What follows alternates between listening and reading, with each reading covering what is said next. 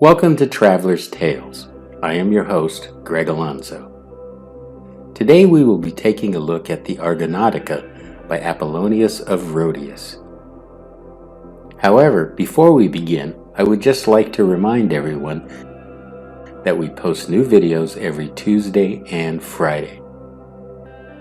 Of all the classics, Apollonius's Argonautica is my favorite. Why, pray tell? Put simply, Jason and his crew are not archetypes. They are vulnerable men who oftentimes show their weaknesses. In truth, they are just like us. Far too many of the epics of antiquity depict characters that are Greek or Roman archetypes of virtuous males and females or nation-states. Of course, to strive for one's best is virtuous in itself. Yet it is also admirable to see that when the average man is put to the test, he rises above the challenge. So let's begin with the Argonautica. It had been foretold by the gods that Peleus, king of Iolcus in Thessaly, will meet his downfall by the arrival of a man wearing only one sandal. Jason emerges as the man in question, having lost a sandal while crossing a swollen stream. This young man is known only to Peleus as the rightful king of Iolcus. Consequently, Peleus has entrusted Jason with the suicidal mission of sailing to the kingdom of Colchis, which lay at the end of the world. Jason's task is to bring back the legendary Golden Fleece. Why? The fleece was said to be of the winged ram Chrysomalos and is a symbol of authority and kingship. Jason then seeks out Argus, a shipwright, who has been instructed by the gods to build a ship seaworthy enough to take on the challenges of Jason's noble yet suicidal quest. Meanwhile, a band of heroes has arrived in Thessaly to aid the young Jason in the seemingly impossible mission. Due to the rigors and danger of their journey, Jason beckons the crew to select someone with more experience to lead them, and that man is Heracles. Hercules, as he is more commonly known. However, Heracles insists that it is Jason who must lead the men, as it is his quest. With dawn they set sail. Their oars churn up the sea, wielded by the heroic hands in time with the stirring music of Orpheus. Their first major port of call is Lemnos, where the women led by their queen, Hypsipyle, have recently murdered all the men in the kingdom.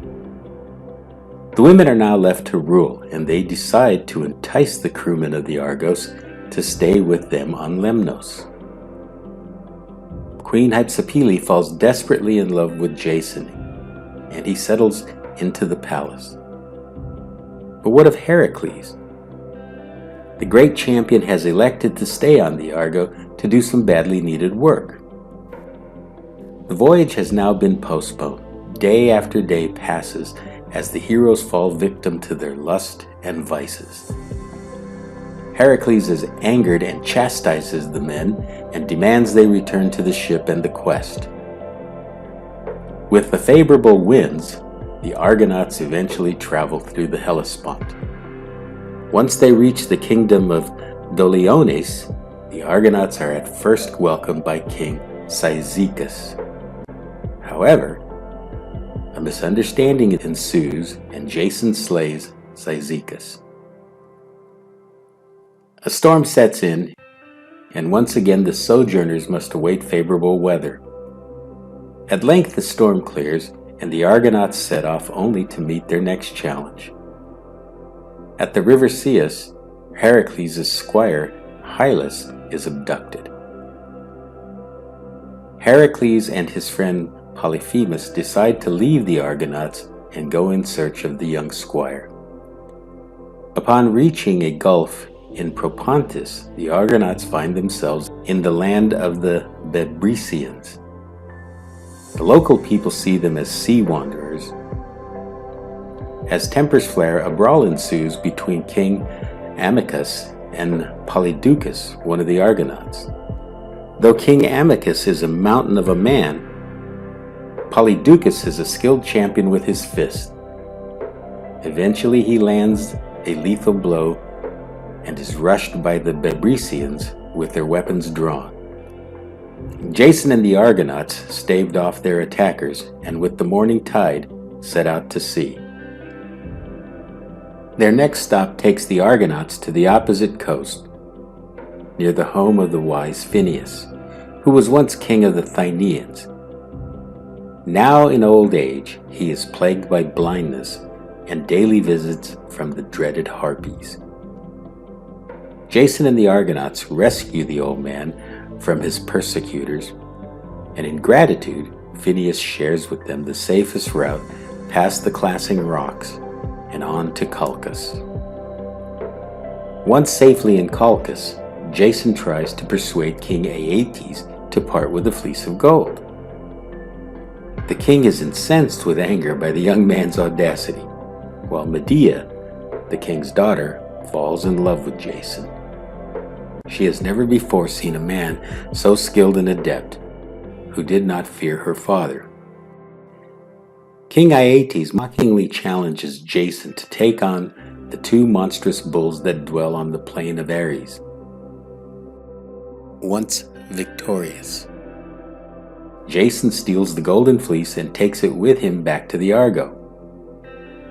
Throughout his ordeal in Colchis, Medea steadfastly stood at his side. Pledging to marry Medea, Jason and the Argonauts, under the moonlight, slip out to sea.